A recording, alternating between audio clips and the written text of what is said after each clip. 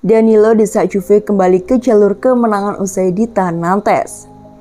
Danilo mengakui bahwa Juve seharusnya mendapatkan penalti kontra Nantes, namun tak mau terlalu lama untuk meratapi hasil imbang ini dan segera kembali ke jalur kemenangan di akhir pekan. Bianconeri tertahan dengan skor 1-1 di leg pertama playoff Liga Euro yang digelar di Allianz Stadium.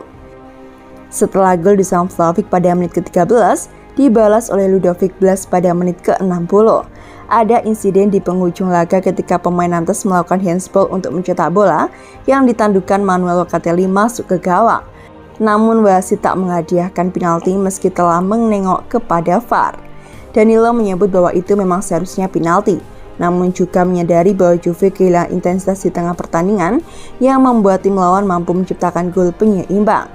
Selesai pertandingan, sang kapten berharap agar rekan-rekan setimnya mulai berani untuk meningkatkan intensitas dan segera kembali ke jalur kemenangan ketika berlaga di laga lanjutan Serie A kontra Spezia.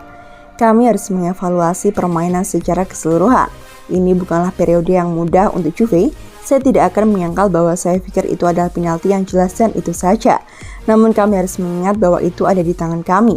Kami harus meningkatkan intensitas dan menyadari bahwa ketika tim lawan kesulitan, maka itu adalah kesempatan kami untuk menekan lebih keras. Besok kami akan merasa berbeda tentunya, terutama dengan laga kontra Spezia akan digelar pada hari Minggu, dan beruntungnya dengan jadwal pertandingan modern ini, kami punya kesempatan untuk membuktikan diri kami lagi sesegera mungkin, kata Danilo kepada Sky Sport Italia.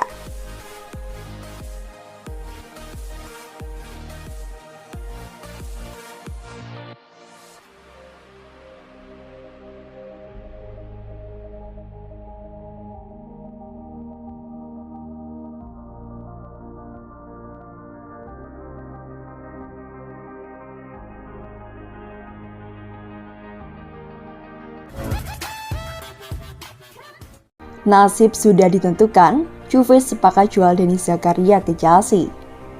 Masa depan gelandang pinjaman Chelsea Denis Zakaria pada akhirnya tetap diputuskan menyusul keputusan Juve untuk menjual sang pemain. Setelah diketahui pada jendela bursa transfer musim panas lalu, Chelsea memutuskan untuk meminjam Denis Zakaria dengan biaya sekitar 52 miliar rupiah. Hanya saja penampilannya bersama Chelsea berlangsung kurang sempurna dikarenakan cedera. Tak hanya itu, sejak didatangkan Thomas Tuchel, Zakaria tak kunjung mendapatkan kesempatan bermain dan hanya menjadi penghangat bangku cadangan. Akhirnya kesempatan untuk bermain pada akhirnya datang ketika Chelsea menang melawan Dinamo Zagreb pada babak grup Liga Champions pada November 2022. Bahkan di laga debutnya bersama Chelsea, gelandang tersebut langsung mencetak gol melawan Dinamo Zagreb. Namun pada dua laga setelah kemenangan itu, Zakaria harus absen dikarenakan Chelsea membutuhkan skuad terbaik untuk melawan Arsenal dan juga Newcastle walau berakhir dengan kekalahan. Zakaria baru mendapat jaminan sebanyak 4 kali berturut-turut pada laga melawan Bournemouth, Nottingham Forest, Man City dan juga Fulham. Apesnya pada laga kontra Fulham, ia justru mengalami cedera dan harus absen hingga pertandingan terakhir di Liga Inggris. Sementara itu, Juve dilaporkan telah memutuskan untuk menjual Zakaria di akhir peminjamannya bersama dengan Chelsea. Keputusan Juve untuk melepas Zakaria tak lepas dari situasi yang dialami oleh klub, dikarenakan mengalami krisis baik di dalam maupun luar lapangan. Mereka juga berpotensi menghadapi pengurangan 15 poin setelah dituduh melanggar laporan keuangan. Oleh karena itu, penjualan Zakaria diharapkan bisa sedikit meringankan krisis yang sedang dialami oleh Juventus saat ini.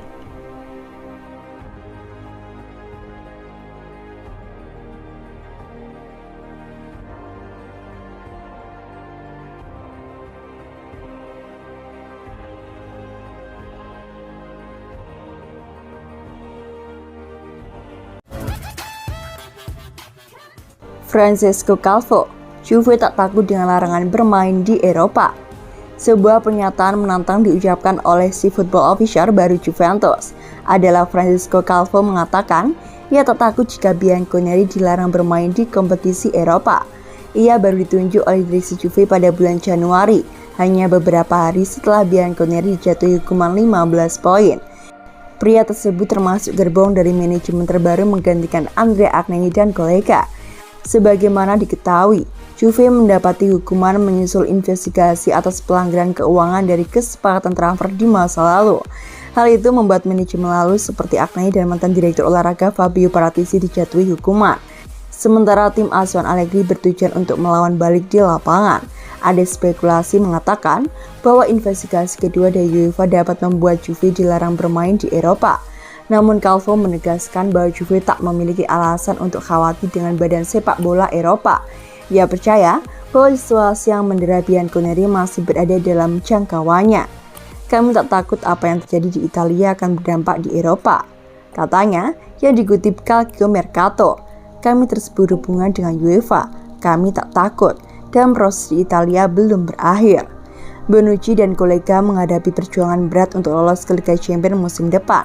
Tertinggal 12 poin dari Roma yang berada di posisi keempat adalah bukti yang nyata bagi Juve. Situasi tak menjadi lebih mudah dengan absennya Pogba yang belum melakukan debut keduanya untuk Juve setelah bergabung kembali dari Man United menjelang musim 2022-2023. Pemain itu pertama kali absen dikarenakan operasi lutut. Dengan Allegri mengisyaratkan pada hari Sabtu, Pogba bisa saja absen selama 3 minggu setelah masalah kebugaran lebih lanjut. Calvo tetap puas menunggu kembalinya Pogba yang tak dianggap oleh Juve hanya sebagai solusi cepat. Dia adalah investasi jangka panjang. Kami menunggunya dan saya yakin dia akan segera kembali, ujar Calvo.